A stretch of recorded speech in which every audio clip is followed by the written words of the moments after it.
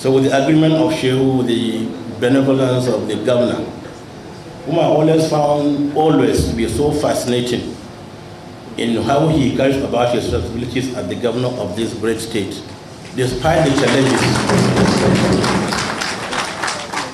You see, Almighty Allah does not make mistakes when he gives leadership to his servants. For he gives leadership to whom he wants, at the time he wants, for as long as he wants, and he'll take it away from anybody whenever he wants. So there must be a reason why the Almighty Allah brought this gentleman at this time in the history of this state and in the history of our country. So I used to ask him in a joking manner, where do you get your strength? And before he could answer, I would tell him it's from Almighty Allah subhanahu wa ta'ala.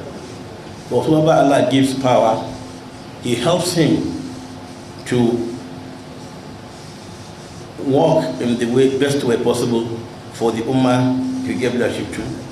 So as long as you take all your worries, all your cries, all your problems to Almighty Allah, you will never ever go wrong. You will succeed. And that's why I believe Borno is succeeding despite challenges, despite comments which recently brought up some tensions, which we have had comments.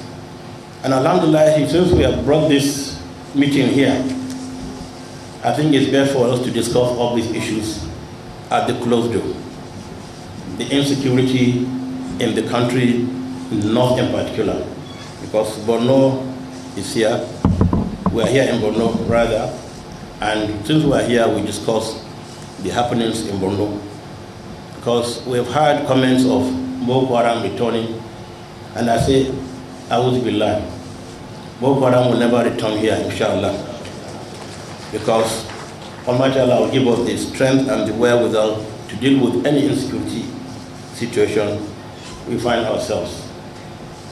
I'd like to thank the governor for taking up this challenge of hosting us for the first time in the last 16 years since Shehu became the Shehu.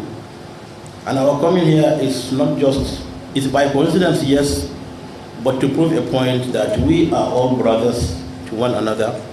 And as brothers, whatever happens to you, a brother also happens to you.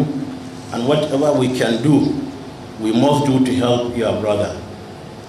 At least we fixed this meeting to hold in Maiduguri for so many reasons.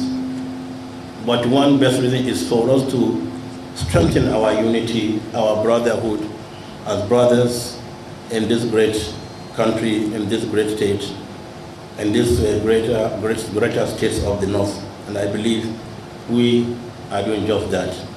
So our coming together is to debunk any insinuation of the insecurity returning to Borno. Yes, there is insecurity in Borno, in some parts of Borno, it's okay. There is insecurity everywhere in the world, not only in Nigeria.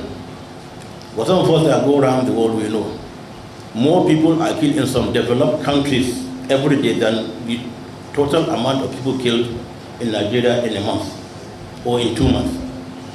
So insecurity is everywhere. And the fact that there is insecurity, there are clashes here, there is killings here and there, should wake us up for us to take action on what do we do to stem the tide of this endless and merciless and madness that's going about killing innocent people. And I think it's important for us to work harder and talk to ourselves. And in the closed session, we will do that. They will come up with what we believe we should advise our political leaders. They are the helm of affairs, and we believe in changes, and Almighty Allah has brought changes, brought the political leaders to govern the spaces that we have been there before, and we have no qualms about it. We are not worried about it, but we must work with them, and we are working with them. And so many of them, like the governor of Borno, has been one who has been working closely with traditional institutions, and I think it's been successful at some extent. So our coming together as traditional leaders in the north, senior traditional leaders, and I believe we have over 86 first-class traditional leaders in the north. We're speaking with one voice to say enough is enough of these senseless killings of innocent people across the north, across the country. We have never, and we will never support it. We have never felt happy about it. We have always been sad whenever we hear such things. And we have released so many statements of condemnation. How many more times do we need to condemn all these things before our political leaders use our security agencies to bring to an end, or at least to reduce the barest minimum, the insecurity in our country? We will not get tired of calling our leaders